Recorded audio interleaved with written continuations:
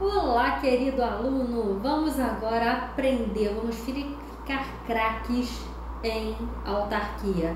A autarquia é uma entidade da administração pública direta e é tratada no Decreto 200 de 1967.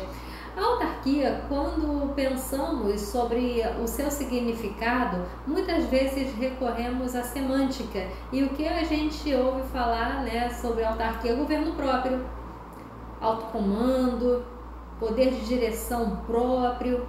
Contudo, quando falamos em autarquia, exatamente pelo fato de ser uma entidade da administração pública indireta, está submetida ao princípio do controle. Ela é controlada pelo órgão da administração direta que a criou. Por exemplo, se eu tenho uma autarquia federal, ela está vinculada à União, que foi o ente da administração pública direta que a criou. E por isso a gente deve evitar a nomenclatura autonomia plena, grande autonomia para a autarquia. Mas por que vem esse tipo de denominação? Por uma questão fácil de compreender. A autarquia tem personalidade jurídica própria. É um serviço público independente no qual o Estado vai conferir a ela atividades que lhe são típicas. É o clássico conceito da atividade típica de Estado que é repassado para uma entidade. Essa entidade será a autarquia. Historicamente, a autarquia já existe antes mesmo do seu conceito. Já existiam entidades autárquicas, apesar de não haver o conceito legal de autarquia. Existem autores que defendem que a autarquia, a primeira autarquia que o Brasil teve, foi a Caixa Econômica Federal, criada em 1861. Com o advento do Código Civil de 1916, ainda não se falava em autarquia, apesar de nesse Código de 16 constarem as pessoas jurídicas de direito público. Dentre elas não constava a autarquia. Ela passou a existir legalmente com um conceito específico em 1943 por meio do decreto que está aqui, 6.016. E esse decreto, então, conceituou a autarquia de uma forma bem semelhante à que temos hoje, como um serviço público autônomo, que é pessoa jurídica de direito público, e destaca-se que tem personalidade jurídica própria. Logo, ela é uma entidade diferente daquele órgão da administração pública que a criou. Esse órgão da administração pública direta que criou controla a autarquia. Contudo, são pessoas jurídicas diferentes, ambas de direito público, tanto a entidade criada, a autarquia, quanto o ente político que a criou. Essa autarquia vai ser sujeita ao controle, ao princípio da tutela. Isso é muito importante, uma vez que a autarquia é criada para desempenhar atividades típicas de Estado, que opta por uma questão de eficiência, exercer esse serviço de forma descentralizada.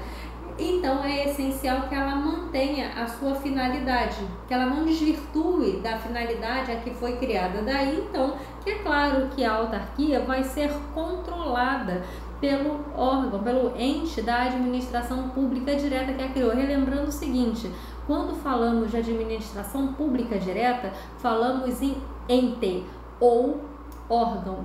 Já quando falamos de administração pública indireta, falamos em entidade. A autarquia vai ter direitos e obrigações próprios, que são diferentes daquele ente que a criou em virtude da sua personalidade jurídica. Ela celebra contratos em nome próprio, ela promove concursos públicos para ela. Ou seja, existe uma autonomia quando se fala em autarquia.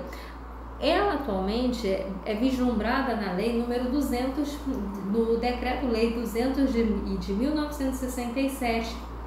Também encontra-se prevista no Código Civil de 2002.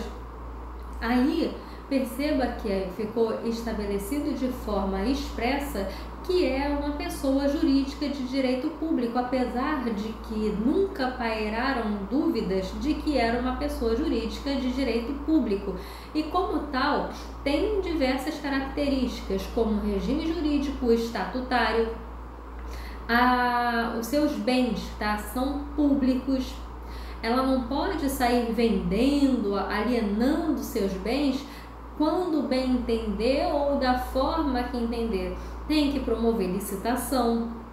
E com isso nós verificamos que a autarquia, por ser uma pessoa jurídica de direito público, tem regalias, como prazo em dobro para contestar ou atuar em um processo. Entretanto, tem um problema. Tem que estar de acordo com os obstáculos normais de uma pessoa jurídica de direito público. Não tem essa liberdade plena de fazer o que quer. É vinculada, claro, ao princípio da legalidade administrativa. E o Estado, quando criar a autarquia, ele vai criar a função para a qual ela está sendo criada. O IBAMA vai abordar questões relacionadas ao meio ambiente. E a FUNAI? FUNAI é a fundação. Então, fica essa pegadinha para você não cair em concurso público, que IBAMA é uma autarquia, FUNAI é uma fundação. Outro exemplo de Anatel.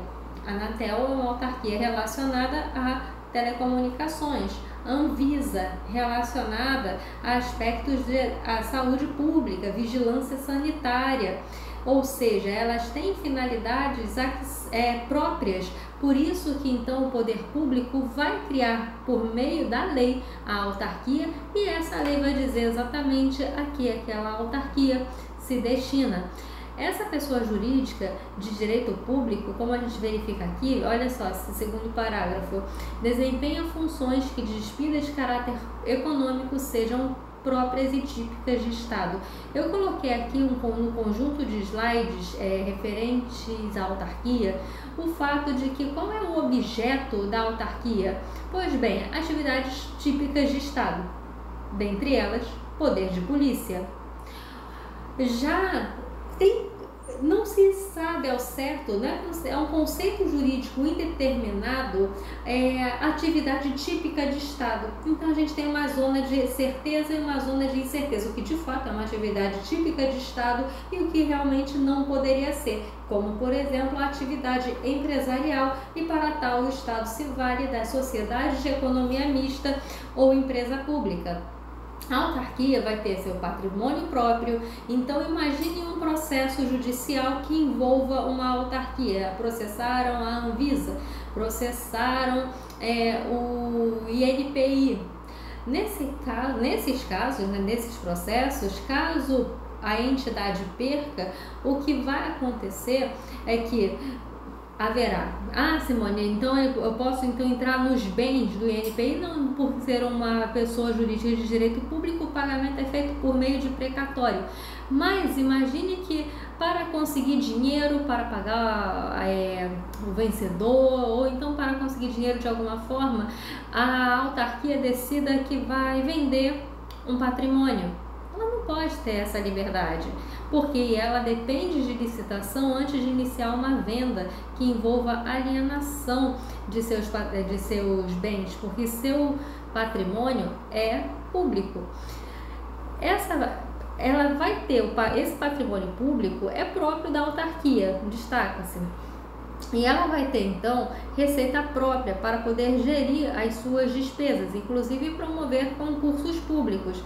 Ela vai ter capacidade de autoadministração, então ela vai poder preencher os seus quadros de acordo com o que ela entende por bem, de acordo com a sua vontade. O preenchimento do quadro, tá? Não é em relação à contratação. A contratação do funcionário vai ser dada por meio de concurso público. A autarquia, ela pode ser estadual, municipal ou federal. E quem vai criar a autarquia? Para começar, claro, quem é o melhor juiz a respeito da conveniência e oportunidade de criar uma entidade? O chefão da administração pública, e no caso o chefe do poder executivo. Logo, o chefe do Poder Executivo da União, o presidente, vai editar, vai criar a lei referente à autarquia.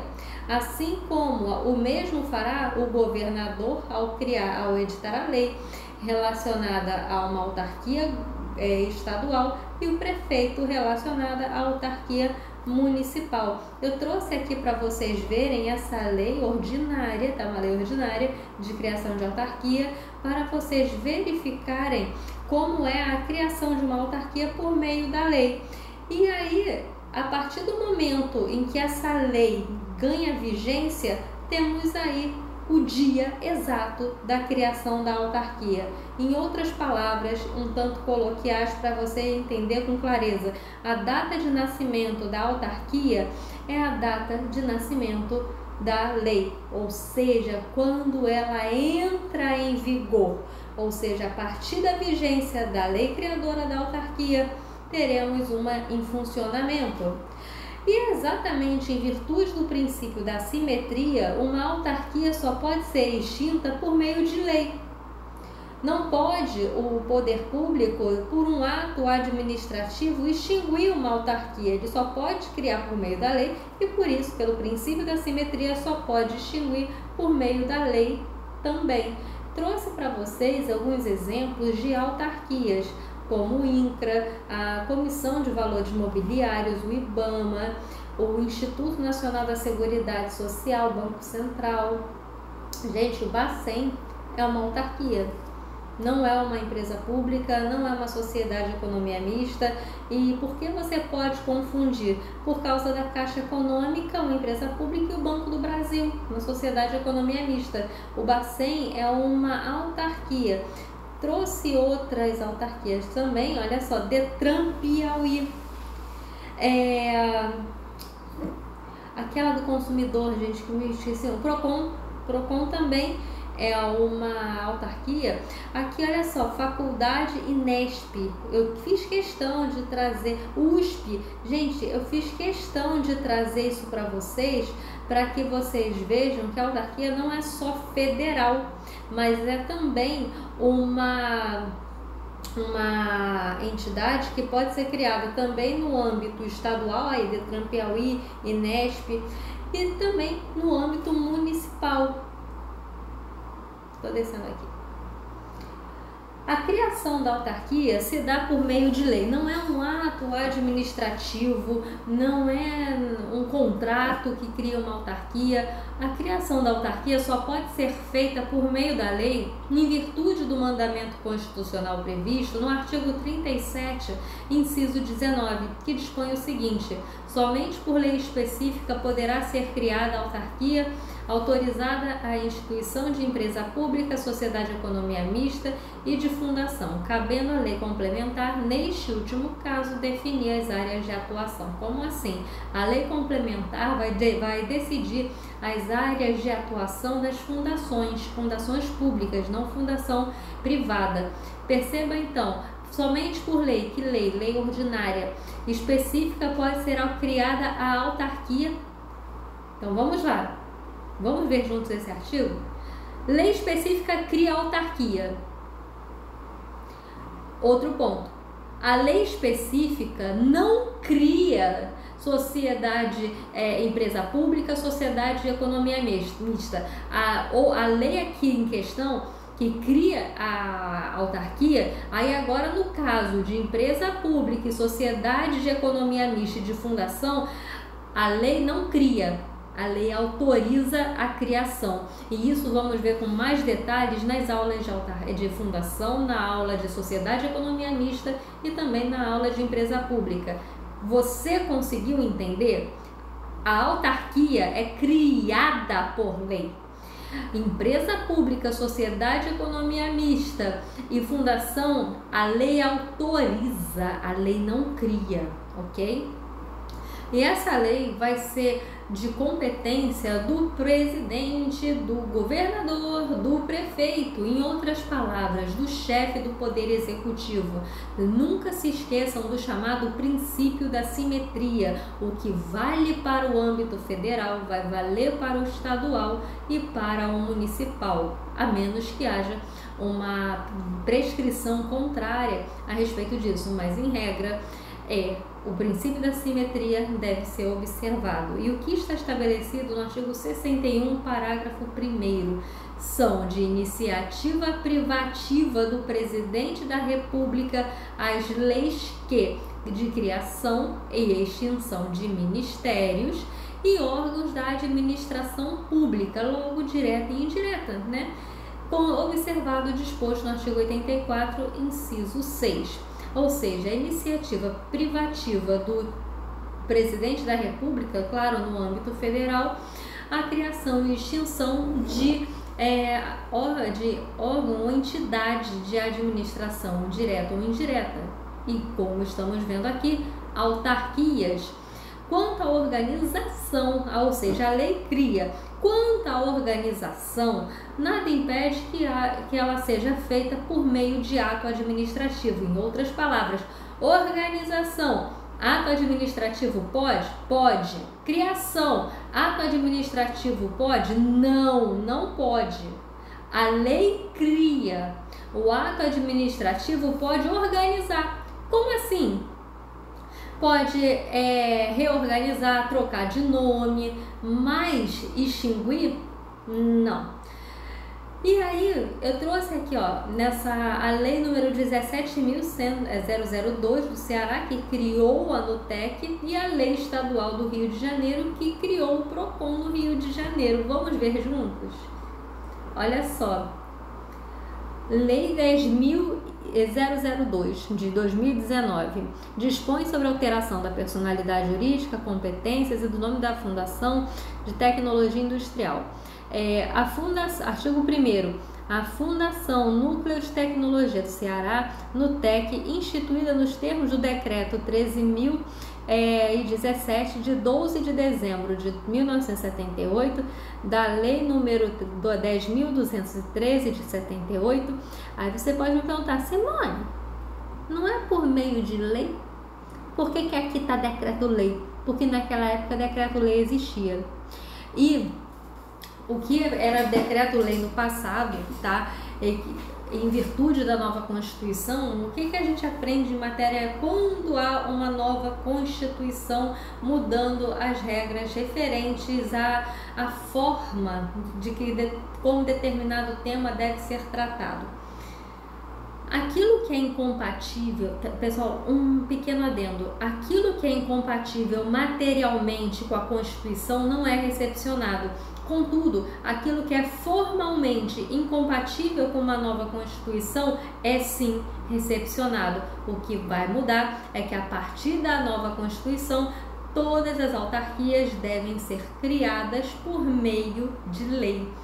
No passado, decreto-lei, tá? Mas, entretanto, a partir de 88 para frente, por meio de lei.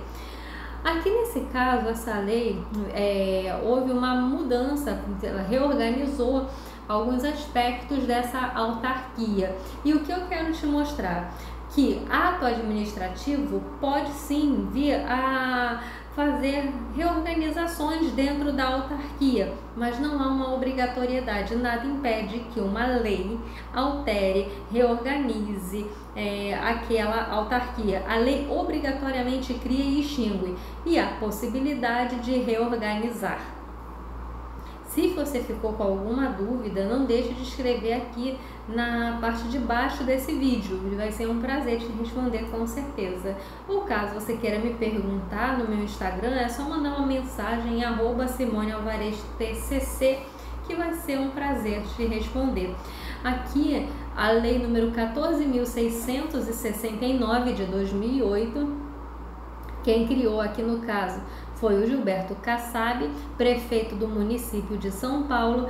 Aqui no caso ele não estava criando, aqui ele estava extinguindo a autarquia por meio de lei. Se é a lei que cria a autarquia, é a lei que tem que extinguir. Então eu trouxe uma lei específica de extinção de autarquia para você ter ideia de como é. Então vamos lá, aqui ela altera a estrutura e atribuições das autarquias hospitalares, municipais, regionais, dispõe sob denominação tereré. Aqui vamos lá, fica, aqui artigo 1º, parágrafo 1º, ficam extintas as autarquias municipais, regionais sul, leste e sudeste, ou seja, a lei extingue a autarquia. E qual é o objeto da autarquia? Serviço típico de Estado. Então, basicamente, de acordo com o artigo 5º do Decreto-Lei 200 de 1967, a autarquia é uma pessoa jurídica de direito público que é criada por meio de lei para realizar atividades típicas de Estado quando este prefere descentralizar a atividade. E aí, o objeto da autarquia é atividade típica de Estado. Mas como eu falei com vocês, esse tipo de conceito é jurídico indeterminado. Ou seja, não há na lei exatamente um rol de atividades típicas de Estado. Então, é possível conceituar isso por meio de zonas de certeza e zonas de negativa. Ou seja, a zona de certeza positiva e a zona de certeza negativa. Aqui no caso, a zona de certeza positiva é o poder de polícia. E aí, nesse caso, começaram a questionar a respeito dos conselhos profissionais, que entendiam antes que os conselhos profissionais, eu não estou falando da OAB, por enquanto, eu vou até comentar sobre a OAB, ela é considerada, né, uma autarquia sui generis, mas os conselhos regionais, vamos lá, conselhos profissionais, CRM, Conselho Federal de Medicina, COREM, né, Conselho Regional de Enfermagem, enfim, os conselhos profissionais, eles podem aplicar sanção, eles disciplinam, eles têm o poder de tirar a carteira do profissional, então podemos afirmar que tem poder de polícia. Poder de polícia, como veremos na aula específica, não é simplesmente colocar a algema e prender, mandar mãos para o alto, você está preso. Ou seja, poder de polícia não tem nada a ver com apenas aquele pessoal da segurança pública previsto no artigo 144 da Constituição Federal. O poder de polícia tem a ver com a possibilidade de impor sanções ou então simplesmente determinar regras a serem cumpridas. Caso não forem, haverá uma sanção.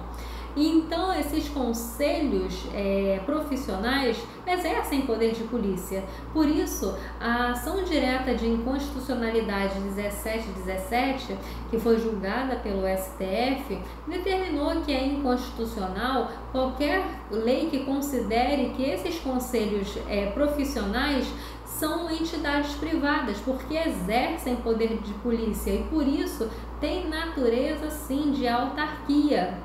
A OAB é um caso um tanto estranho, por isso é chamada de autarquia sui generis. Ela foi objeto de ação direta de inconstitucionalidade número 3026, e essa ação direta de inconstitucionalidade, o que aconteceu? Foi julgado que a OAB era pessoa jurídica de direito público, mas olha só que loucura, mas que não seria uma autarquia de raiz, não seria uma autarquia. E por que não seria uma autarquia? Ela não é sujeita a controle finalístico, ela não é sujeita a controle. A OAB, ela não precisa promover licitações, não precisa de abrir concurso público para preencher seu quadro de funcionários. Ou você já ouviu falar sobre o fulano fez concurso para a OAB? Sempre tem aquele primo, né, que adoram falar, o seu primo de milésimo grau fez um concurso público, tá ganhando R$ 1.000.000. Olha você aí, adoro, né? Meu pai já falou para mim sobre esse primo aí aleatório que fez concurso público, etc. Enfim, por que eu tô falando isso? Para você rir enquanto assiste a minha aula e também para te mostrar que a OAB não é uma autarquia exatamente por causa disso. Se fosse uma autarquia, que é uma pessoa jurídica de direito público, logo com regime estatutário, tendo que promover concurso público para contratar pessoas de licitação para poder dispor de seus bens, e a OAB não faz nada disso.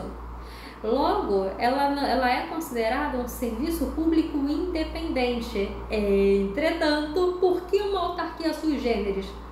Porque ela conta com diversos benefícios das pessoas jurídicas de direito público, como a autarquia é o caso. Como no caso a autarquia, ela vai ter prazo em dobro em âmbito processual. A OAB passa pela prescrição quinquenal. A OAB, gente, ela vai poder, nesse caso, ela tem benefícios, contudo, tudo que é ruim, ter que promover concurso público, fazer licitação, não poder, agora eu esqueci, ter que promover a licitação, simplesmente a OAB não precisa passar por nada disso. Daí então que ela é uma autarquia, apesar ela é considerada um serviço público independente, alguns autores entendem que é uma autarquia sui generis, diferenciada, bem diferenciada. E no caso da zona de certeza negativa, a gente pode entender que a autarquia não pode ser destinada à atividade empresarial. Afinal, para essas possibilidades, ou seja, o Estado empresário exerce essa atividade por meio de sociedade de economia mista e empresa pública. Nunca vai se valer da autarquia, que é para quê? Serviço público, tá? A autarquia vai fazer aquele serviço típico de Estado. E não dá para dizer que a atividade empresarial é típica de Estado. Exemplo: saúde, educação, lazer, meio ambiente, tudo isso é atividade típica de Estado, mas não há um rol exato dizendo que é atividade típica de Estado. Então temos a zona de certeza positiva e as zonas de certeza negativa, ou seja, o que não é considerado o serviço típico de Estado. O regime pessoal da autarquia é o estatutário. Isso significa que se você for fazer você quer trabalhar no IBAMA, você quer trabalhar na Anvisa, no INPI, você vai precisar fazer concurso público. E uma vez feito esse concurso público, se for uma autarquia federal, nesses exemplos eu usei autarquias federais, você vai passar pelo regime estatutário, que é a Lei número 8.112 de 1990, que é praticamente o que? O regime jurídico único, né? Que vai reger a vida do funcionário público. E isso é uma obrigação prevista no artigo 39 da Constituição, que menciona o seguinte: a União, Estados, Distrito Federal, os municípios instituirão no âmbito de sua competência o que? Regime jurídico único para os servidores da administração pública direta, autárquica e fundações públicas. Então, nesse caso, o regime jurídico único vai reger a vida de qualquer funcionário que trabalhe em uma